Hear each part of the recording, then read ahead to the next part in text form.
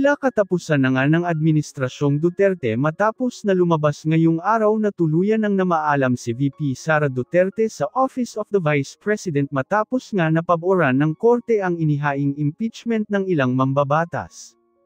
Ayon sa balita tanggap na umano ni VP Sara na patatalsikin na siya, ngunit alam umano ng taong bayan kung ano ang totoong pakay niya sa lahat ng nasa laylayan kaya nais daw nitong ilaban sa huling pagkakataon ang pinaghirapan niyang posisyon para sa mamamayan kahit sarili niyang buhay ang kapalit.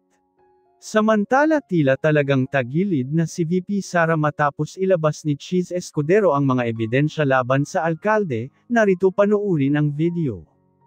Sama doon sa kanilang position paper yung gamitin nyo na lang daw yung na-approve at na-publish na impeachment rules ng 19th Congress. Pwede naman talaga namin gamitin yon at isa yon sa pinag-aaralan namin. Dahil pag may binago kami sa rules na makakaapekto sa substantive rights ng kasalukuyang nasasakdal na si VP Sara, baka magreklamo na naman siya na, uy, binago lang talaga to para sa akin. Sadyang para patamaan ako, gamitin laban sa akin. So isa yun sa konsiderasyon sa pagbabago namin ng rules. Na ang babaguhin namin ay yung mga dapat baguhin na hindi naman makakaapekto sa kasalukuyang mga karapatan ni Vice President Duterte. So i-considera po namin yon. Pero ulitin ko, old rules man o new rules, kailangan may sesyon ang Senado, kailangan may sesyon ang Kongreso bago kami makapag-convene ng impeachment court. Bilang huling sagot sa katanungan mo, may pressure ba sa akin? Wala. Dahil tulad ng sinabi ko sa inyo, unang araw pala ng pagkakasampa ng impeachment. Sino mang pabor sa impeachment o tutol sa impeachment, hindi matimbang ang opinion para sa akin. Dahil patas, parehas at pantay namin tatratuhin itong impeachment at kasong ito nang walang pinapaboran, walang tinititigan, walang tinitignan lamang. Next from PTV4, then Marlon. Parang boljak yung mga mic nyo. Clau, yung mic. Hello, good morning, sir. Yes. Sabi rin po ni Congressman Colmenares, under the Senate rules, pwede na raw po kayong gumawa ng preliminary action like sending a copy of the impeachment complaint to VP Sara Duterte and giving her 10 days to reply. Personally, I tend to agree with Congressman Nery Colmenares. However, prudence is the better part of valor. Hindi siya klarong nakalagay sa rules at isa yan sa pinag-aaralan naming iklaro sa rules. Nando naman na yan, hindi yan karagdagang kapangyarihan, ikaklaro lang. Para yan ang magawa namin sa recess dahil 2 linggo lamang ang sesyon ng Senado pag-resume namin sa June 2 at saka dahil may mga senador na mag-expire ang term sa June 30. Sir, once the impeachment trial proceeds, as Senate President, sir, do you have an instruction to your fellow senators na mag-refrain muna on commenting on the impeachment issue since magsaserve sila as senator judges? Mula nung na-file yung impeachment, nanawagan na ako at nagbigay na ako ng hudyat sa mga miyembro ng Senado. Isabay na natin yung mga tumatakbo sa Senado ngayon. Mananalo man o hindi, may panalo man o wala, pasok man sa survey o hindi. Dahil hindi naman natin alam ang kapalaran kaugnay sa resulta ng halalan. Na maging maingat na huwag i-prejudge yung kaso dahil ni isa sa kanila, ni isa sa amin, wala pang nakikitang ebidensya, laban o pabor kay VP Sara para kami magsalita na kami mag-a-acquit o kami mag-convict. Fairness dictates, nothing less. Next. Good morning. Good morning. Nung birthday po ng wife nyo, nagpadala ng love letter sa inyo si Sen Coco regarding dito pa rin sa impeachment. Insisting na yung forthwith, dapat, ibig sabihin yan, immediately mag-convene na yung Senate impeachment court. Nasagot nyo na po ba yung... Hindi sinasabing immediately mag-convene. Wala sa Constitution yun. Ang nakalagay, shall proceed with trial forthwith. Pero kay Senator Coco mismo nanggaling, di ba?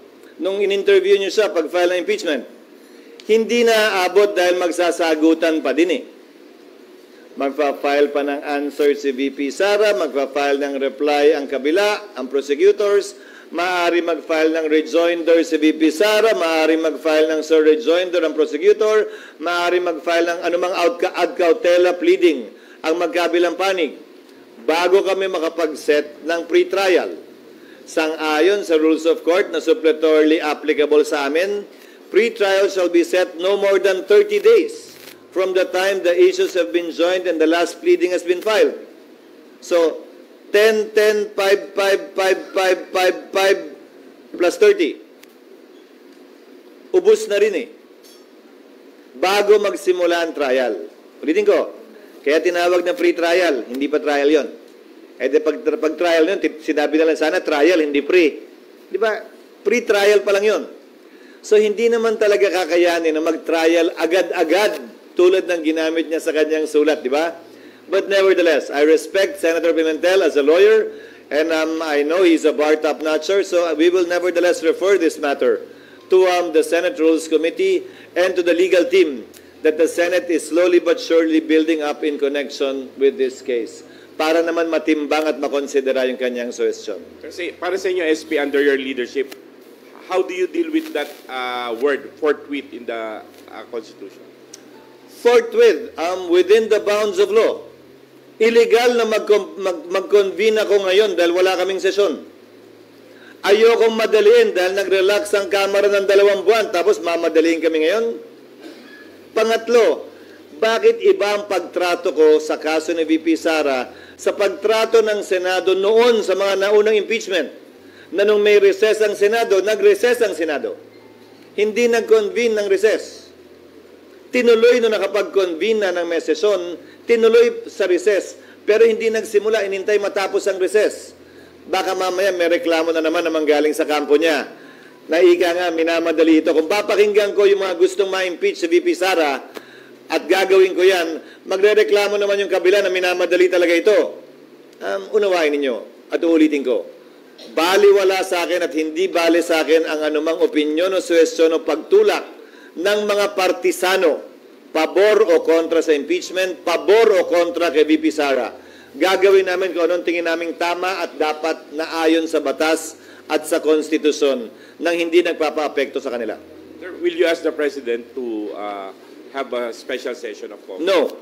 I said that already because under the Constitution, I can only ask for that with after consultation with the majority and minority floor leaders and with the consent of the Speaker of the House for urgent legislation. You yourselves already know that impeachment is totally different from legislation or the passing of laws. Thank you, SP. Ma'am Camille, then Ma'am Nympha. Just to add, Hello. the Constitution said, a special session can be convened in case of vacancy in the position of President or Vice President, which includes the possibility of impeachment. But still, the framers did not say that the Senate President can can ask for a special session for the purpose of conducting an impeachment trial. That was clearly excluded by the framers of the Constitution, knowing fully well that that situation is possible. So you have to understand, when I'm strictly following the Constitution, it's only for urgent legislation that I can request for a special session. Ma'am Camille. SP, do you foresee a legal challenge if the Senate does not take any action before? Yes, posible po. Pero ayoko maghamon at ayoko i-assume. Kung mangyayari man yan, tatayo muli ang Solgen bilang abogado ng Senado. Pero may tanong ako. Doon sa mga nagsasabing hindi tatawid ito, anong gusto nilang gawin namin? Pagdating ng June 30, parang grade 3, grade 1, finish or not finish, pass your paper. Tapos man o hindi ang prosecution, tapos man o hindi ang depensa, gusto niyo magbotohan na kami? Tapos man o hindi ang depensa at prosecution, gusto niyo ba i-dismiss na namin to dahil wala na, June 30 na eh. The law, as a principle, frowns upon not completing what has been started. Sa simpleng pananalita, kasabihan ika nga ng matatanda, kung ano ang sinimulan dapat tapusin. Prinsipyo yan sa ilalim ng ating batas na umiiral. Wala mang eksaktong probisyon. Pero kung hindi pa rin kumbinsido at nag-iisip pa rin yung iba kung tatawid nga ba ito o hindi, Pues sana noon pa nagreklamo sila kaugnay ng mga SET, Senate Electoral Tribunal cases. Yung SET cases na pinoprotesta ang isang senador na nanalo para sa termino ng 6 na taon. Ilang beses nang lumampas yan ng Kongreso. Tumawid ng Kongreso yung mga kasong yan. Nagpalit yung mga miyembro ng SET ng iba't ibang senador. Nagpalit yung miyembro ng SET ng iba't ibang justice ng Supreme Court. May nagreklamo bang hindi tumawid? May nag-question bang hindi tumawid? May nagsabi bang bawal yun? Wala naman.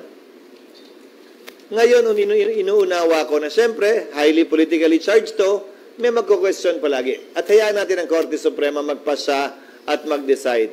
Pero sa parte ng Senado, klaro sa aming isipan na may basehan at batayan ang aming paniniwala at prinsipyo na ito'y tatawid sa Kongreso. Dahil wala dapat sinisimulang paglilitis ang Senado kaugnay ng impeachment o ano paman na hindi dapat tinatapos. Another question, Senator. Yes, ma'am. Meron pong suggestion si Supreme Court Retired Justice Carpio na if you're going to start it as early as now, pwede daw pong gumawa kayo ng mga polisiya and then yung 10-day na notice para kay VP Sara para po, kumbaga, makita lang po ng taong bayan na gumagalaw within the frame, within the time frame. What is your thoughts on this? Kinokonsidera namin yung kanyang suggestion, pero ulitin ko, ano ba ang posisyon niya? Ba't niya minamadali ito? Isa ba siya dun sa pumapabor sa impeachment laban kay VP Sara? Hindi ba ang sagot ay oo? So, bagaman gano'n ang posisyon niya, iko-consider pa rin namin yung kanyang suggestion. Dahil isa naman talaga yan sa tinitingnan namin na ililiwanag sa rules. Hindi babaguhin sa rules, ililiwanag sa aming rules. Dahil ayaw na nga naming baguhin na baka magamit pa laban sa amin na sabihing binabago lamang yan specifically para sa kaso lamang ni VP Sara. Sir, I have 3 questions. Meron pa? Sir, yung una, ano yung tingin nyo dun sa mga final sa Supreme Court? Whether petition for mandamus or yung para pigilan kayo na mag-impeachment trial, pwede ba talagang utusan kayo na mag-conduct ng trial or huwag mag-conduct ng trial? Ayokong pangunahan ng Korte Suprema. Hayaan nating baliktanawan na lamang ang kasaysayan. Minsan nag-utos ang Supreme Court, TRO, na huwag nang ituloy ang impeachment laban kay Chief Justice Davide sa parte ng Kamara. Hindi yun sinunod ng Kamara. Nagbotohan pa rin pero hindi nakakuha ng 1/3. Number 2, nagdesisyon ng Korte Suprema sa kaso ni Chief Justice Corona naman na hindi pinapayagang buksan yung foreign currency deposit account. Nagbotohan ng Senado na sundin yung kautusan ng Korte Suprema. So, magkaibang sitwasyon, magkaibang panahon sa ating kasaysayan, magkaiba ang ginawa ng Kongreso at ng Senado kaugnay sa kautusan ng Korte Suprema. So, sa parte ng Senado ngayon, that will be decided upon by the Senate, depending on when the order or an order will be issued by the Supreme Court. So, until lumabas yung Supreme Court ruling, that's the time that you'll meet and decide kung anong gagawin, kung susundin o hindi ang Supreme Court ruling? Para sa akin, susundin dapat yon unless merong miyembro na mag-question at pagbotohan yon. Again, the decision of the presiding officer is not final.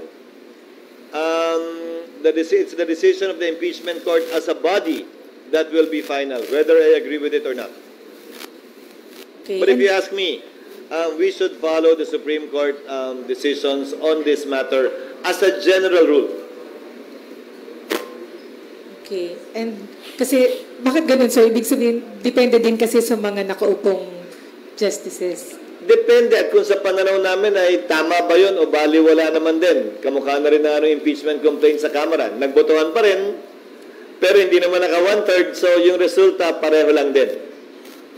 Ayan. And then, sir, kailan ninyo padadalhan ng articles of impeachment si Vice President Sara for her to reply? Ano ba yung procedure? Do you still have to approve the amended impeachment? Ulitin ko, kung ako tatanungin mo, sa tingin ko pwede na. Sang-ayon naman ako sa posisyon ng ilang mga abogado kaugnay sa bagay na yan. Again, gusto ko lang maging maingat. Dahil may provision sa aming rules that the Senate President shall take proper order of the subject of impeachment. Hindi lang kinlaro kasi kung anong saklaw ng kapangyarihang ito. Yun yung gusto lang namin i-expound sa rules, nakasama na ito doon. Kasi baka simula pa lang, ayokong bigyan ng rason ang nasasakdal si VP Sara na umakyat na naman sa Korte Suprema at magkaroon na naman ng pagkakataong makialam o pakialaman kami ng Korte Suprema sa para sa akin isang klarong political process. So, magiging maingat kami sa bagay na ito. Hindi kami magiging padalos-dalos. So, ibig sabihin, SP, padadala nyo lang siya ng articles of impeachment for her to reply pagka-approve ninyo ng rules. At saka pag na-convene na yung court, para menos. Kasi ang mangyayari niyan, kada galaw, kada sasabihin, kada gagawin, baka umakyat na umakyat sa Korte Suprema yan Babawasan na namin yon. Titiyakin namin na magiging patas kami, umakyat man sila, walang rason, dahilan o basihan na yun. And sir, sa timeline ninyo ngayon, talagang tawid... Kayo lang naman yung nagbabago ng timeline. Ako hindi pa rin naman nagbabago ng timeline. Mulat-mula, hindi naman ako nagbago wala kaming sesyon, hindi ko balak manghingi ng sesyon, ng special session. At habang walang sesyon, wala naman ako magagawa. And until now, wala no communication whatsoever with the President on the possibility of conducting special session? Hindi pa kami nagkakausap mula nung nag-recess kami at lalong hindi namin napag-uusapan din ang bagay na ito dahil nga hindi kami nakakapag-usap. Kahit na text, wala. So isa na lang, Yes, sorry guys. So as we speak, ano yung nangyayari ngayon sa Senate para sa preparation sa impeachment trial? About the rules siguro sir, yung plenary session and yung robe, meron na bang nangyayaring action? Oo, naghahanap na kami ng supplier, nagka-canvas na for the robes. Inaayos namin yung sistema para sa mga visitor, yung ID ng magkabilang panig. Dahil araw-araw sila pupunta ron, parang empleyado na rin sila ng Senado para hindi na magla-logbook pa. At gayon din yung mga bisitang maaaring gusto manood ng live sa Senado, inaayos na namin yung mga proseso at sistema nun upang sa gayon ay maging smooth yung procedure. Pinapaayos ko na rin yung budget kaugnay sa bagay na yan. About the session hall and the rules, sir. About the session hall and Yes, sir. Meron ng nire-rearrange na yung session hall. Nag-mock up lang sila kahapon. Nag-mock up lang para tingnan kung may kailangan pang gawin at baguhin. At dahil yung mga mic kasi, babaguhin din yung mga linya. Medyo detalyado na yun. Pero kailangan baguhin yung mga linya ng mic kasi yung location ng mga mic ay iba kumpara sa plenaryo, kumpara sa isang impeachment court. Yung rules, pinag-aaralan na. Pero wala pang pinal. Dahil ang nangyari nga, may nagboses na kung babaguhin na natin ng kompleto lahat ng gusto natin baguhin sa rules, baka maging basehan nyo na magreklamo ang nasasakdal dahil parang changing the rules in the middle of the game na nandyan na yung impeachment. So baka ang baguhin lang namin yung mag-a-apply sa future impeachments at hindi pa sa kanya. Bagaman yung rules of court ay suppletorily applicable naman so yung mga bagong provision ng rules of court, baka hindi na specifically kailangan ilagay pa ron. So that means pwedeng din nyo na-amyendahan yung existing impeachment rules? Pwedeng hindi kung ang impeachment court ay magpapasya ng gano'n na nga. Pero base sa mga suggestion, may mga galaw ang iba't ibang senador na amyendahan ng ilang provision ng impeachment rules. Yung witness box na kasi binaba daw yung pa yung witness. dati, hindi pala nakain ng anay. So yun pa rin ang gagamitin, sir? Oo, yun pa rin. Next. Sayang naman kung papagawa pa ako ng bago. So yun yung ginamit ni CJ Corona? Oo. Buhay pa nga siya. Babaguhin lang namin yung barnes kasi nag-iba na yung kulay ng barnes. Okay, next po si Ma'am Myla. Hello, sir. SP. Sir, na-mention nyo kanina, balikan ko lang yung sinabi nyo. Lalim naman ang boses natin ngayon, mga ganito. Lalaki, sir, ngayon. Habang walang sesyon, wala kayong magagawa. May na-raise, sir, kaninang idea si Senator Coco na pwede daw, sir, mag-convene ang Senate on its own, possibly daw by majority of the senators agreeing to it, or pwede daw siya pag-aralan. Kasi daw, sir, bakit daw kailangan hintayin Pwedeng mag-convene on its own as an impeachment court instead of waiting for the President to call for a special session. Hindi ako sang-ayon doon, pero i-consider namin. Hindi ako sang-ayon, bakit? Kailangan in open session, i-convene ang court. Kailangan in open session, i-refer yung impeachment complaint.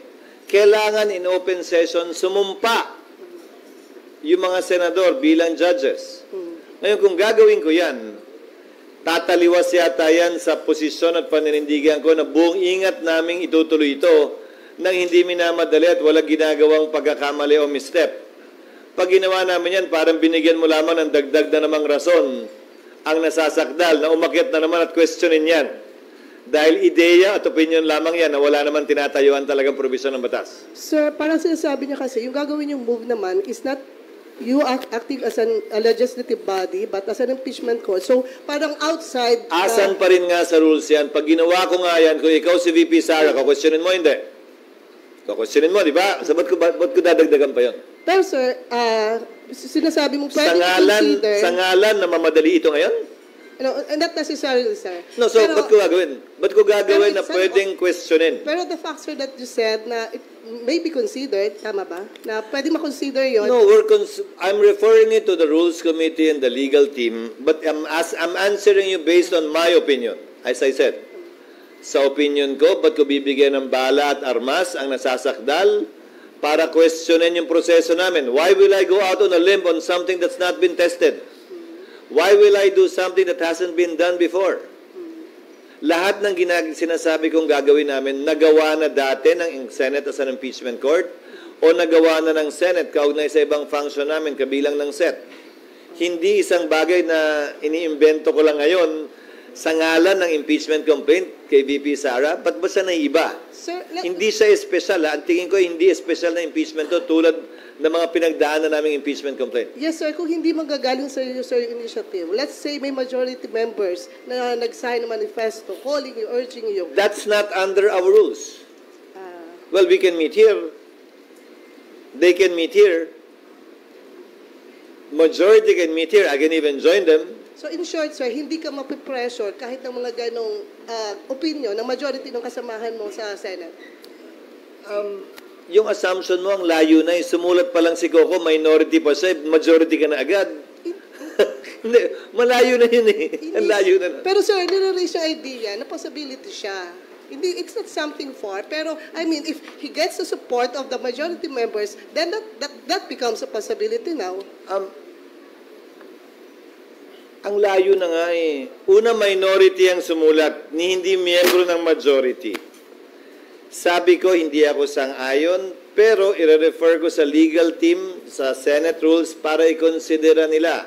Dahil ayaw ko naman baliwalain basta-basta ang opinion ng isang miyembro ng Senado. Pero ang layo naman anong talon mo na biglang may majority, tapos may pressure, tapos magko-convene. Wala pa yun. Wala pa tayo doon. Pag nandun na tayo, at least makakain tayo uli sa labas. Para sagutin ko yan. Next, Amor.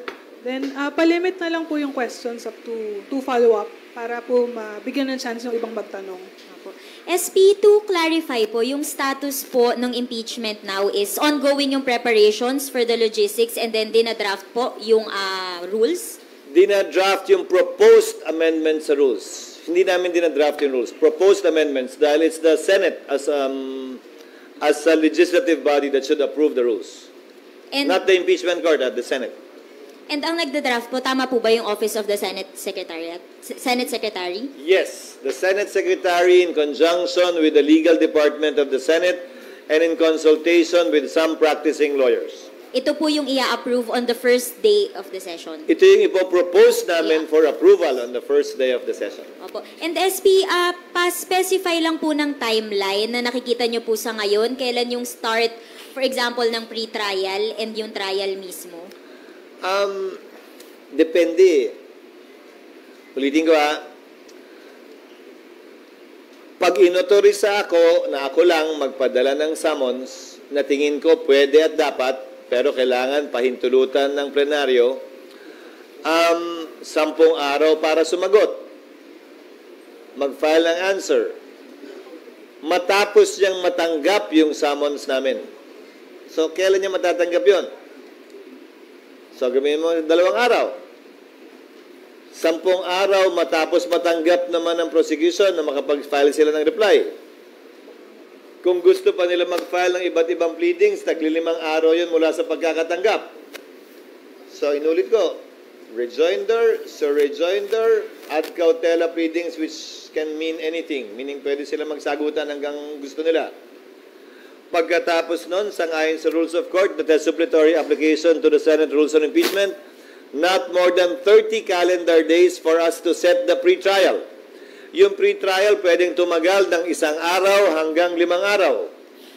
Pwedeng tumagal ng 10 araw. Depende kung gaano karaming mga piraso ng ebidensya ang papamarkahan nila. Pagkatapos nun, doon pa lamang pwedeng mag-set ng trial. So, SP, when is the earliest, in your estimate, na magagawa yung after the impeachment 20th trial? Congress convenes. That's what I've been saying from day one. We will do all of the preliminary matters before trial, before the 20th Congress. But most likely, trial itself will commence once the 20th Congress convenes. Dahil kung hindi, tandaan nyo, matatapos ang term ng 12 senador pagkatapos ng June 30. Yung sinasabi kong palitan ng dokumento, tapos na yung June 30 dun eh. So, 12 lang ang senador. Paano naman kami magta-trial ng 12? Siguradong panalo na yung nasasakdal dahil walang 2/3. Diba? So, the soonest time you can convene the impeachment court for trial purposes would be once the Senate is complete with 24 members. That will happen after June 30 and once the new Senate has entered into its function. SP, last na po, yun lang pong sa SC petition, yung order po for the Senate to comment. Sinabi niyo po na Solgen yung sasagot. Ano po yung extent ng participation ng Senate doon sa prosesong yun, if any? We will cooperate with the Solgen with whatever information or assistance they may need. I already talked with Solgen Guevara the other day, precisely to tell him that we are referring the case to him. Sabi ko, okay lang ba na sila mag-handle ng kaso dahil tila iba ang opinion ng ilang mambabata sa Kamara kaugnay sa bagay na ito? Maliwanag ang sagot niya, kaya ni-refer ko sa kanya yung kaso. Sabi niya, hindi party sa kasong to ang Kamara. Ang dinedemanda ng mandamos ay ang Senado lamang. At ikakatawan niya ang Senado kaugnay sa posisyong tinatahak na ng Senado ngayon. Next, Business World.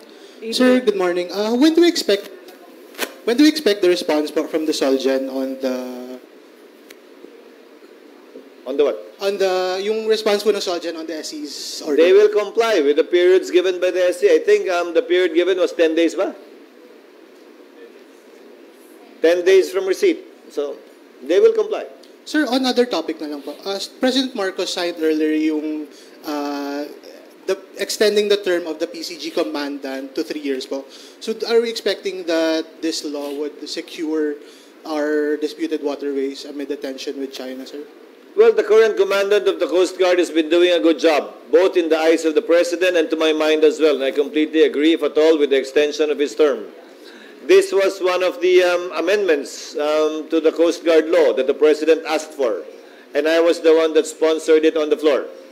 Isa to sa mga hinabol namin panukala dahil magre-retiro yung commandant sa pagkakaalam ko, February 21. So, kailangan maging effective yan bago nun para yan ay mag-apply sa kanya. Sir Cecil sa Star, ito po ako, bawal lang tumayo kasi may camera sa likod. Yun, bali, kailan natin nina-expect na magkakaroon ng mapapadala ng copy ng Articles of Impeachment si BP?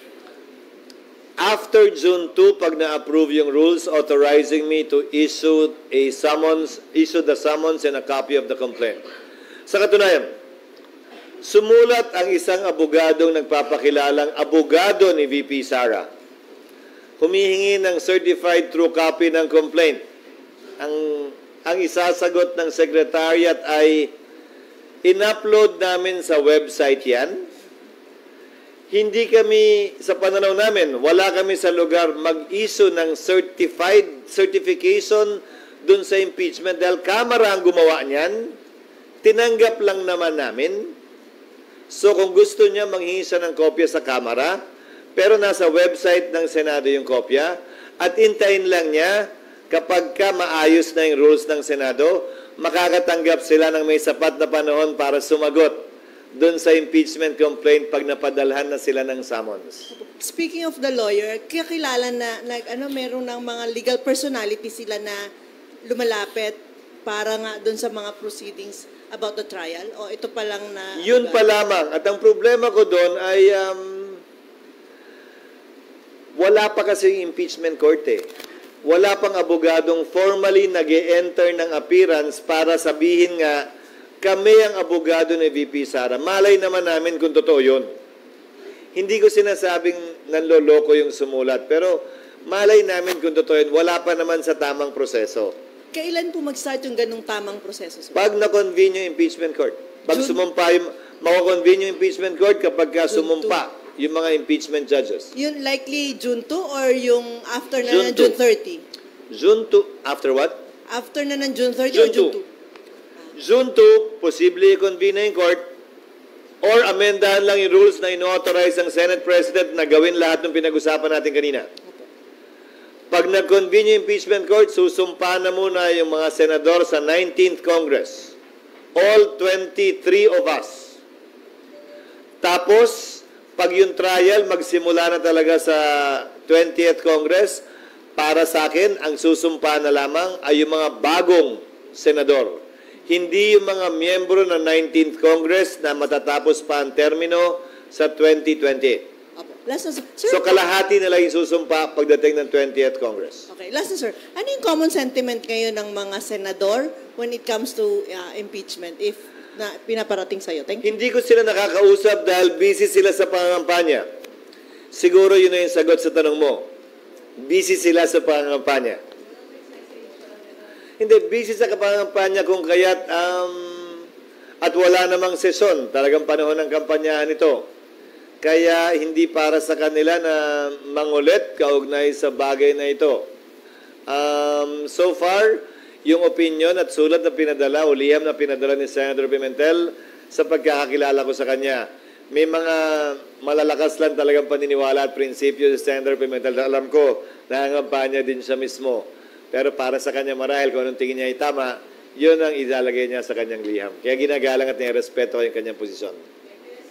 SP, since impeachment is a political process, don't you think it would be judicial overreach on the part of the SC kung aakto sila dun sa mandamus at saka certiorari petitions? Ironically, it's not Congress or the recipient of a judicial order that decides whether or not it's overreach or not, whether or not it's overreach. It's the Supreme Court that gets to decide that. Very much like the situation I narrated. May mga pagkakataong nangihimasok ang Korte Suprema. May pagkakataong sinunod sila ng Kongreso, may pagkakataong hindi sila sinunod ng Kongreso. So yung pagpapasya kung judicial overreach yan ay case to case. But as a general rule, I think Congress and the Senate should follow decisions of the Court unless it is clearly violative of what we believe is right and constitutes already the overreach that you are mentioning. But as a general rule, I think we should be respectful of decisions of the Court and take them into consideration and not treat it lightly. Thank you, SP. Ma'am Nancy. Hello, sir. Good morning. Good morning. It's quite clear from the beginning that you said trial will push through. And you also said, in fact, nagbigay kayo ng examples on what have been followed, yung Supreme Court decision, not. And also, the question now is to when. Ang daming gustong mabilis. So what can compare under your leadership?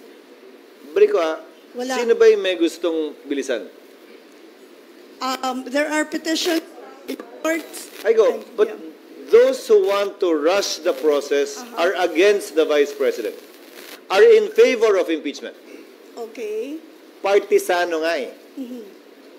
Those that are guests are quiet, hindi kami kinukulit na madali nito, pabor malamang sa bise. O baka naman, sang-ayon sa ginagawa namin. Hindi ba? So what So, can compel the Senate? What is there to compel? No. Nothing. What? No.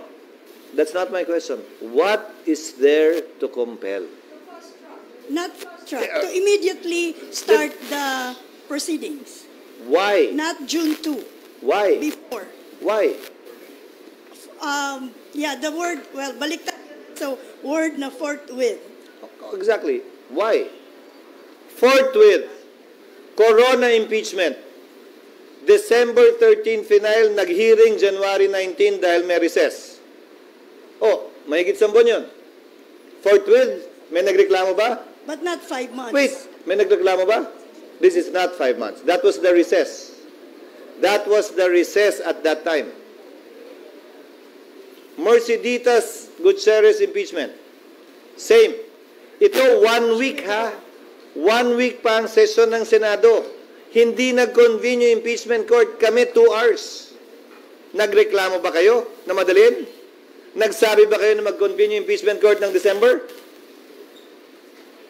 Mercy Gutierrez.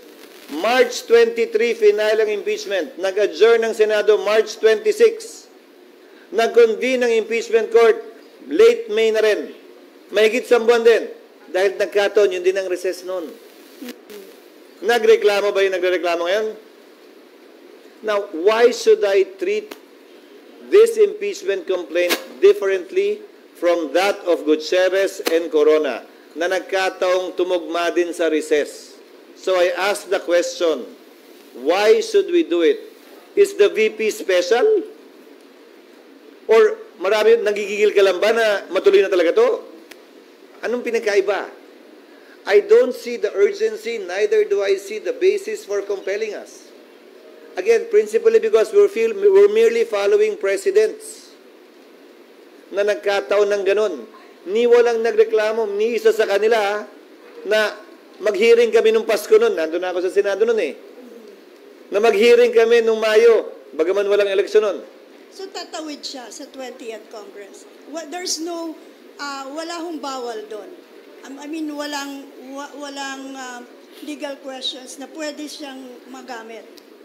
Kung gaano karami ang abogado, ganun karami ang legal na question. Hindi ko pwedeng sabihin walang magko-question. But as I said earlier, ang SET, Senate Electoral Tribunal cases, tumatawid ng Kongreso. 19th to 20th, 18th to 19th, 17th to 18th, nagpapalit yung mga senador, may na-elect na bago, may nagre-retire na justice, tumatawid siya. And that's the closest analogy I can think of. That's a case, very much like an impeachment case, not a piece of legislation that has to start from scratch all over again. Because as we keep on saying and learning the words again in Latin, impeachment is sui generis. It's a class of its own. But the closest would be an analogy, would be a case pending in court. At tanungin ko, lahat ng collegial courts, the Senate as an impeachment court is a collegial court. Supreme Court, Court of Appeals, COMELEC, Sandigan Bayan. Pag nag-retire ba yung justice, dismiss lahat ng kaso? Di ba tuloy lang yung kaso? Di ba ganun naman? So, same is true here. Now, someone can always question that. But we will stand by our position that it should finish. What we started as a Congress, as an impeachment court, we should finish and we should not leave it hanging. So at the moment, nothing can compel this Senate to... Well, an order of the court. But then again, if the court orders that, then the Senate would have to meet and decide. Again, dahil minsan nga may sinusunod, minsan may hindi. Yeah. But if you ask me, we should accord due respect to the decisions of the court. But otherwise, you won't follow. Otherwise, we won't follow who? We The cannot. There's no session eh. No, we cannot. There's no session. Gustuhin ko man, di naman pwede yung sinasabi ni Senator Coco. Pwede naman kami mag-lunch eh. Wala naman problema. Kahit dinner pa nga eh. Pero kung may legal validity yun, hindi ko alam. No, I don't know what legal validity it will have. and we're just opening up ourselves to legal question. Why will I do that at this juncture? Ano? Ma'am.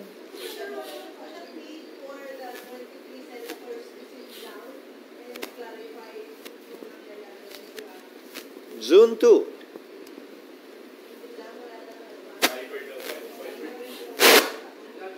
Hindi pinag-uusapan sa Viber group namin eh. May isang senador nagbabiyahe ngayon, nag-hunting. Yun ang pinag-usapan kanina umaga sa Viber group namin.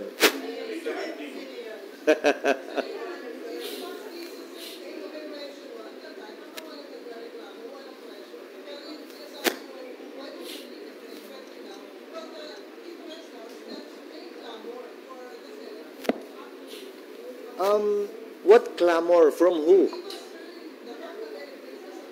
I'm sorry? Oh. Iba't ibang sectors. Hindi ba Mike, darling. Sir, yun lang, sir. Parang to, as an argument, to raise that, to answer that argument na why would you treat it differently? Well, because nga, sir, now, mayroong mga calls sa iyo, mayroong ni-raise sa Supreme Court, may mga letters sa iyo urging you to act on it. I don't define that as clamor. There are people asking for it. Sang libro namang sinabing naging clamor na yung isang kaso. May nakalagay ba sa definition ng clamor na dapat 5 kaso, 10 kaso, 15 kaso, 20 kaso bago maging clamor? Isa pa lang yung kaso eh. Ang sumusulat sa akin, 3 pa lang. Teka muna. Kailan magiging clamor? Ilang sulat? 3 pa lang eh. 3 sulat, isang kaso. Clamor na ba yun sa libro mo? Sa libro ko, hindi Pangalawa, babalik tanawan natin ng panahon ni Jesus. May clamor na pako siya sa krus. Hindi naman ibig sabihin nun, totoo, tama yun. Naging religious naman. Hindi, di ba? So, yun lang, sir. Just, sir. Tigilan yung clamor. Just to make it clear lang, sir. So, parang malinaw lang, sir, ngayon, ang kikilalanin nyo lang na magkocompel sa inyo, Supreme Court. Alam ko namang sabihin kong hindi. Ikaw naman. And I mean, di ba, kahit pa magkaroon ng clamor, based on your definition ng clamor, Supreme Court pa rin, sir, yung susundin niya. Ang susundin namin kung ano ang tingin naming tama at dapat, hindi ko anong gusto ng mga may kulay at partisano ng mga grupo at tao, pabor o kontra sa impeachment. Ilang beses ko nang inuulit yon. Yung nagsampa ng kaso para i-compel kami, klarong tutol ayaw kay VP Sara at gusto na siyang ma-impeach. Yung nagsampa ng kaso ngayon, laban sa Kamara para questionin naman yung proseso ng Kamara, klarong pabor sila kay VP Sara, hindi ba? Pag tumuloy kami dun sa suggestion, halimbawa ni Senator Pimentel, malamang ko questionin nyo ng mga pabor kay VP Sara. Ganun na mangyayari yan. Ngayon, bakit hindi namin ito gawin nang may buong ingat, base sa nakikita naming tama at dapat, nang hindi nagpapa-impluensya sa anumang clamor, na ulitin ko ilang kaso ba bago maging clamor? Ilang sulat ba bago maging clamor? Hindi ko alam yung sagot sa tanong na yun Pero sa ngayon, on the record, 1 case has been filed, 3 letters has been sent to me. Is that clamor? I don't think so. Next na po si... Mag-usap tayo ulit pag mga, pag...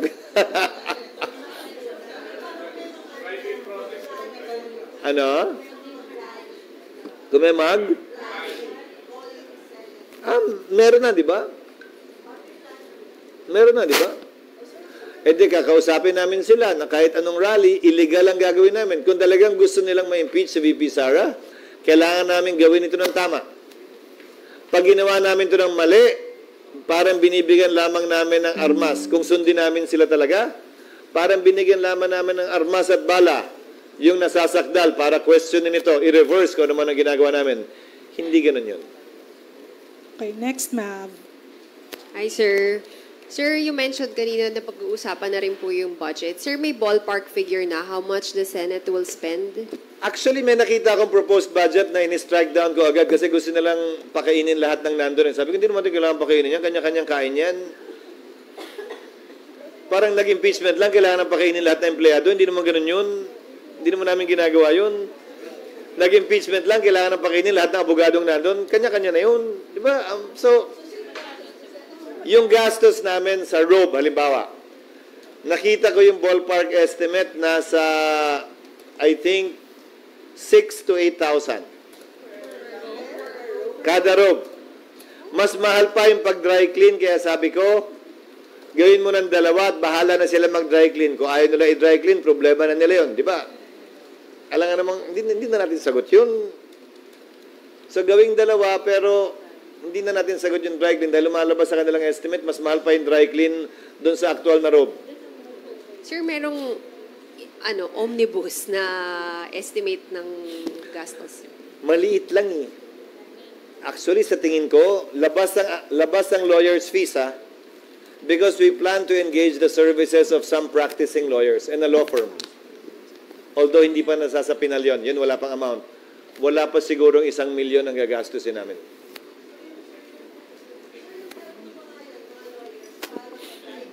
Ang Senado. At saka para in case may conflict ang Solicitor General's Office, kaugnay ng posisyon ng Kamara bilang prosecutors, di ba? At ng Senado, may sarili na kaming abogadong nakahanda na.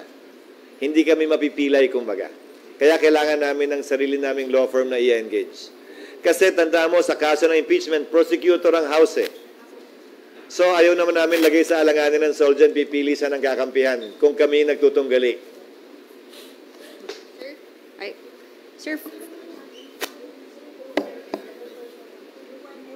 Sir, yung 1M daw, Phone for in. lahat na po yun? O Roughly, yun ang nakita kong budget. Lahat na yun? Basically, ID, robe. Basically, robe, ID, yung ID sa mga papasok, yung sistemang yon gagawin namin.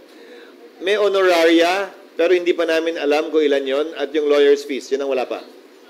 Pero yung basic preparations, yung lamesa, yung ganon, mga 1 lang. Kasi yung kuryente, ganon din naman eh. Yung aircon, ganon din naman. Yung tubig, ganon din naman. Pareho lang eh. Hindi naman magbabago. Hindi naman namin kailangan dagdagan pa yun eh. Because we do hold sessions in the morning sometimes. We do hold committee hearings in the morning. So it's going to be the same.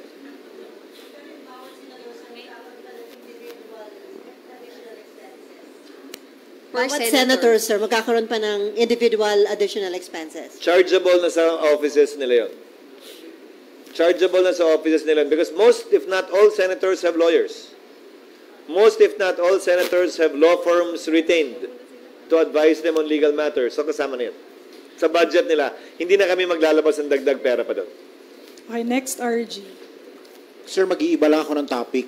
May balak ba kayong awa ng Diyos. May balak ka bang idemanda si former President Duterte or ireklamo siya sa NBI kaugnay dun sa kill remarks niya the other day? Kasi di ba dapat kayong magdidemanda or magrereklamo? Hindi totoo yun. Sasagot muna ako bilang abogado. There are only certain private crimes that you need a private complainant before a case can be filed. These crimes can be summarized by the acronym KASARA. Na nag-aaral pa ako, kasarap sinasabi ko. Para matandaan ko lang. Concubinage, adultery, seduction, abduction, rape, acts of lasciviousness. These are the private crimes that the complainant actually has to file a complaint. Pag hindi siya nagreklamo, hindi pwede magdemanda ang piskal. Hindi naman kasama sa kasara yun eh. So, the fiscal can file this regardless of the presence or absence of a complaint from the supposedly threatened party. Hindi para sa akin na sabihing tama o mali yun, pero may karapatan silang gawin yun. Hindi. Para sa akin, I don't feel alluded to. Parang hindi ko naman naramdaman na isa ako dun sa 15. Hindi ko alam kung sino, pero parang hindi naman yata ako kasama dun. Pangalawa, nakakalungkot man yung mga ganyang pahayag. Namamanhid man tayo sa mga ganyang pahayag na parang okay na rin dahil nasanay tayo ng 6 na taong ganun.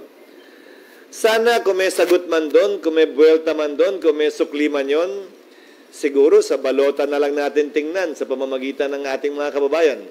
At wag na sa pamamagitan ng demanda. Personally, sa party ko. But I cannot speak for the other senators, neither am I speaking for the Senate because we have not talked about this matter. But I don't think any of the senators actually felt threatened by that remark. I just saw a few of them during the birthday of a senator, and that was not even talked about. Okay. Sir, last question na, yung favorite topic ko po. Sir, update sa new Senate building, please. Asan ka na ba? GMA, sir. You know it. Ano you know it? Anong update na bago ba? Nag-inspect ako. Di ko ba nasasabi yan? Ayun yung... Wala pa eh. Wala pa yung final amount namin. But it'll be less than 31 billion for sure. Because that's the maximum amount pegged by our experts. And the dates remain the same. Earliest will be December 2026. Latest will be December 2027. Kaya lang marami pang kailangan gawin. Dagdag parking pa dahil kung hindi, sa malayo na yung MOA doon para mag-park kayo eh. Nagagawin pa kami parking, tatanggalin yung mga bol-bol na mga wire doon sa harap, at ayusin namin yung security arrangements pa nung Senado dahil wala pang plano kaugnay nun. So yun sa inspection mo, sir, yun yung mga nakitang i-adjust? Oo, yun pa yung mga kailangan idagdag. At kailangan baguhin din yung entrance sa likod para yung access mas madali para sa lahat. Kesa sa harap dadaan dahil sobrang traffic doon. Sir, going back to the impeachment, between now, last promise. No, it's okay. Between now and June 2 or in the start of the trial, emotion is expected to be very high. And there are already senators who expressed their opinion that they're gonna acquit VP Sara. Are you going to sanction? Will the Senate impeachment court is going to sanction? Although that's, I understand it's in the rules. But are you going to personally pursue it? No, I have been reminding members of the Senate now and those who are running, and I will continue to remind those who are running and that I will meet and the incumbent members of the 19th Senate, 19th Congress, to refrain from, iwasan sana, na gawin nyo. Sila rin naman yung maiipit eh. Ulitin ko, paano sila makakapagbigay ng posisyon, desisyon at pasya, wala pa naman kaming nakikita ni isang pirasong ebidensyang tinatanggap ng korte. Intayin muna namin dapat yun. Regardless of their current political affiliations. Tiyak ko naman may mga inclination kayo eh. Kung sino ang papabor sa kanya, sino ang boboto laban sa kanya. Di ba, base na lamang sa kulay na dinadala ng partido nila. Pero sana iwasan pa rin. Mahalaga para sa akin na maging patas, parehas yung proseso, hindi yung outcome. Higit na mahalaga sa akin na magawaran namin ng hustisya ang nasasakdal at ang nagrereklamo. Hindi kung mananalo sila o matatalo sila. In the meantime, naghahanda kami. Ako nga mismo na abogado, matagal lang hindi nagpa-practice, nag-aaral ako ngayon. Yun din siguro ang paalala ko sa mga miyembro ng Senado, abogado man o hindi, na magsimula na rin mag-aral. At ito rin ang panawagan ko kung sakasakali sa mga party ng kaso, the prosecutors and the lawyers for the defense at yung nasasakdal mismo. Gamitin nila itong panahong to para maghanda.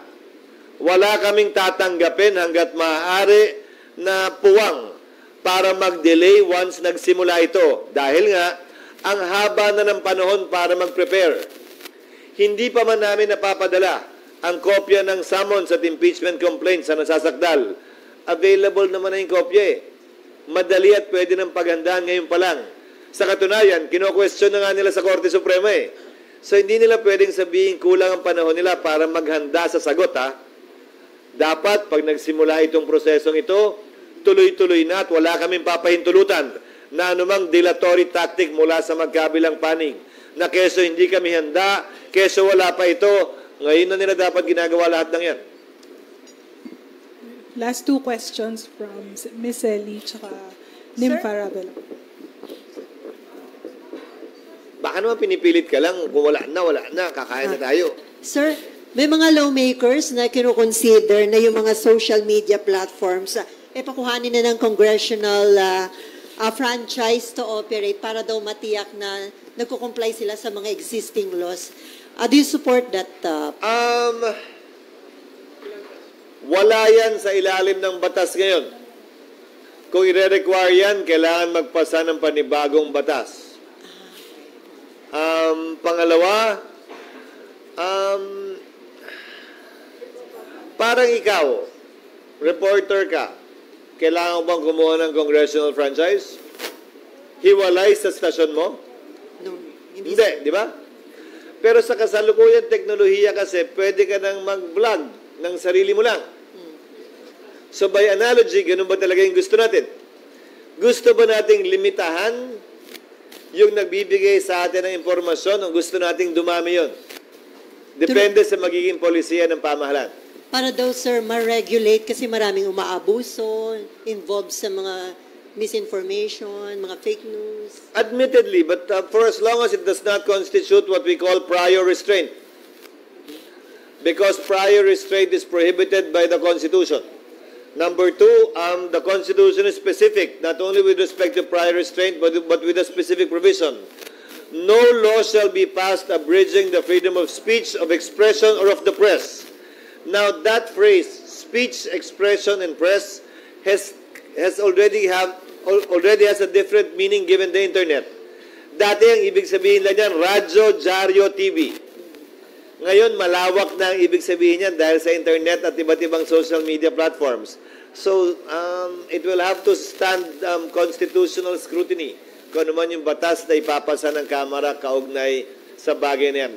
But with one glimmer of hope, sino mang mahilig sa social media, at halos lahat tayo yun, tinamaan na rin naman tayo ng fake news eh. Whether sumakay tayo sa isang balitang pinaniwalaan natin tungkol sa atin o sa ibang tao man. So mapanuri na rin naman lahat ng mahilig sa social media. At siguro napakaliit ng tingin natin sa ating mga kababayan para sabihin lamang na sila'y lumulukso, tumatalon at sumasakay agad sa anumang nababasa nilang balita, saan man galing ito. I think we should not belittle our people in relation to being discerning when it comes to news coming from social media and not from the known media platforms.